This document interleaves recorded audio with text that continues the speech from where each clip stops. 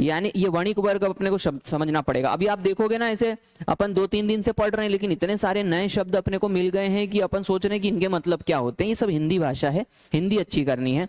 वणिक वर्ग की यदि हम बात करें तो वणिक का मतलब हो जाता है व्यापारी। वणिक का मतलब क्या होता है? व्यापार। तो ये आर.एस. शर्मा का कहना था कि वणिक वर्ग का शासन था। वणिक वर्ग का शासन क्यों था? क्योंकि हम जब देखते हैं कि इनका व्यापार कितना उत्कृष्ट था, हम ये देखते हैं कि यहां पर सबसे बड़ी प्रायोरिटी ये किसको देते थे? व्यापार को देते थे। हम अभी आगे देखेंगे ये धर्म को भी ज्यादा नहीं मानते थे। हम ये देखेंगे कि ये नगरों में बसे हुए थे, इनके नगर एकदम व्यवस्थित थे, यानी कि ये पैसे को बहुत महत्व देते थे। किसको महत्व देते थे? पैसे को। वरना इतनी समृद्धि आसानी से नहीं आ सकती जब तक, जैसे किसी समाज में यदि धर्म को ज्यादा महत्व दिया जाता होगा तो आपको उस समाज में मंदिर दिखेंगे, धार्मिक स्थल, तीर्थ स्थल ये ज्यादा दिखेंगे। यदि कोई समाज पैसे को ज्यादा महत्व देता होगा तो उस समाज में आपको पाठशाला ज्यादा दिखेगी, क्योंकि पढ़ना है तभी तो व्यापार सीख पाएंगे।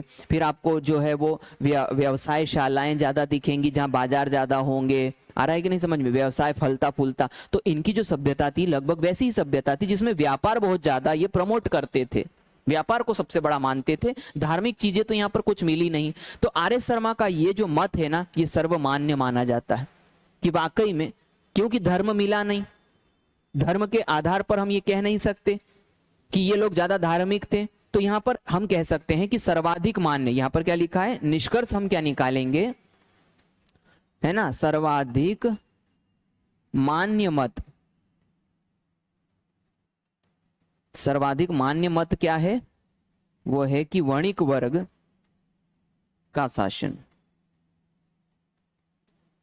क्या है? वणिक वर्ग का शासन। सर्वाधिक मान्य मत जो है, सबसे ज्यादा मानने लायक जो मत है, जिसमें तर्क भी दिखता है, जिसमें ठोस बात दिखती है, वो है कि यहाँ पर वणिक वर्ग का शासन रहेगा। इनको थोड़ा सा आप याद, जो जो पढ़ा रहे हैं वो याद करते चलिएगा। एज इट इज क्वेश्चन हमको देखने को मिलेंगे, ये बात का ध्यान रखिएगा, है ना? आगे बढ़ते हैं। इसके बाद में अब हम बात करते हैं किसकी? कृषि व्यवस्था, आर्थिक जीवन की अब हम बात कर रहे हैं। राजनीतिक जीवन के बारे में हमारे पास साक्ष्य बहुत कम है, इसीलिए हम इसके ऊपर ज्यादा बात नहीं कर पाते हैं, और इसीलिए सिर्फ विद्वानों के माध्यम से, उनके दृष्टिकोण से, उनके विचार से हम सिर्फ ये कह रहे हैं कि ये सत्ता इस प्रकार की रही होगी।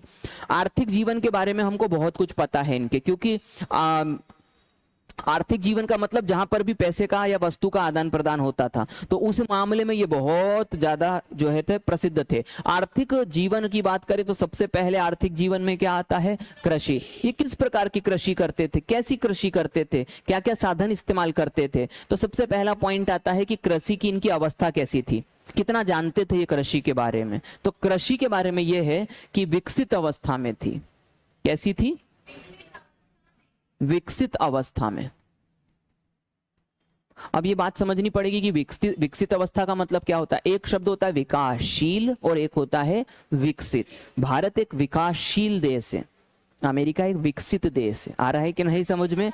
तो विकासशील का मतलब आप अभी अपने चरम पे नहीं आए हो, मतलब सबसे बेहतरीन स्तर पे नहीं आए हो, अभी आप उसके ऊपर यानी कि उस तरफ आगे बढ़ रहे हो, विकासशील हो आप। और यहां पर यदि हम बात करें विकसित की, तो मतलब यानी कि आपने बेस्ट लेवल हासिल कर लिया है। तो इनकी जो कृषि थी वो किस अवस्था में थी? विकसित।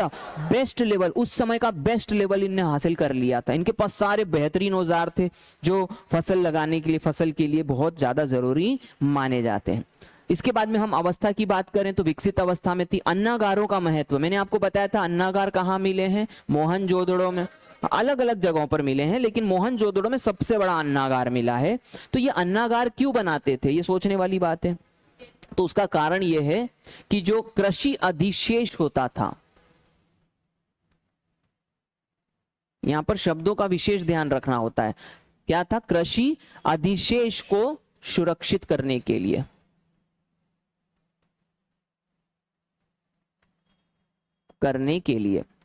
कृषि अधिशेष को सुरक्षित करने के लिए। अधिशेष शब्द का मतलब क्या हो गया?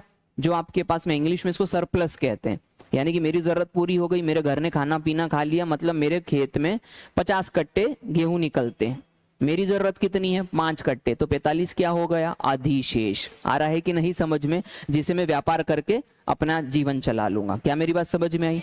तो यहाँ पर अन्नागारों का महत्व क्या था? यहाँ पर क्या रखे जाते थे? कृषि अधिशेष रखे जाते थे। अब वो किस अनुपात में रखे जाते थे इसके बारे में कोई भी साक्ष्य हमारे पास नहीं है। क्या पूरे गांव का जो अनाज निकलता था हर एक खेत से वो रख लेते थे, या फिर ये करते थे कि किसी के घर से 1 कट्टा ले लिया, किसी के घर से 5 कट्टे ले लिए, ऐसे रखते थे? ये हमको जानकारी नहीं है, लेकिन ये है कि यहाँ पर कृषि अधिशेष रखा जाता था।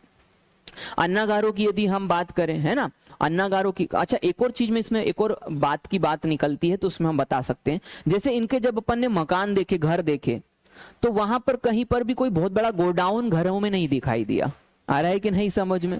तो एक और चीज इससे तर्क निकल के आया कि हो सकता है कि ये जो अन्नागार हुआ करते थे ये रेंट के लिए भी होते थे, कि मैं अपना यहाँ पर, मैंने कहा था 27 प्रकोष्ठ मिले हैं उसके अंदर अलग अलग प्रकार के, है ना, अन्नागार में 27 प्रकोष्ठ मिले थे। तो यहाँ पर हम ये भी कह सकते हैं कि हो सकता है कोई अपना कृषि अधिशेष रखने के लिए भी इसका इस्तेमाल करता होगा, कि मैं बाद में ले जाऊंगा, आप अभी थोड़ी देर के लिए रख लीजिए। तो ये भी एक संभावना है और कुछ नहीं, इसके ऊपर अपन बात करेंगे। अन्नागार के साक्ष्य की यदि हम बात करें तो अन्नागार के साक्ष्य हमको कहां कहां से मिले हैं? तो पहला तो सबसे बड़ा कहां मिला है? मोहनजोदड़ो,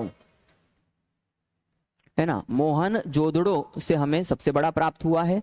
फिर हमें हड़प्पा से भी ये प्राप्त हुआ है, फिर हमें लोथल से भी ये प्राप्त हुआ है, और कालीबंगा से भी प्राप्त हुआ है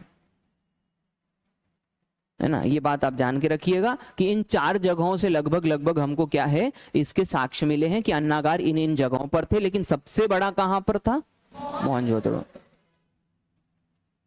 सबसे बड़ा जो हमें मिला वो मोहनजोदड़ो में अन्नागार प्राप्त हुआ। कृषि के उपकरणों की यदि हम बात करें तो कृषि के उपकरणों के प्रकार क्या थे? किस प्रकार के कृषि उपकरण ये इस्तेमाल करते थे? क्या लोहे के कुल्हाड़ी का इस्तेमाल करते थे? नहीं, उस वक्त तक लोहे की ये पहचान नहीं कर पाए थे। तो ये इस्तेमाल करते थे प्रस्तर।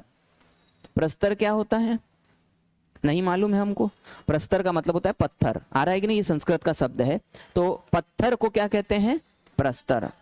तो ये प्रस्तर शब्द आपको बहुत बार सुनने को मिलेगा, आपको लिखना भी है। ऐसे शब्दों को लिखने से ही हमारे ज्ञान के बारे में हमको पता चलेगा। प्रस्तर हो गया। फिर इसके बाद में हम बात करें तो तांबा, तांबे का ये खोज कर चुके थे, है ना, और उस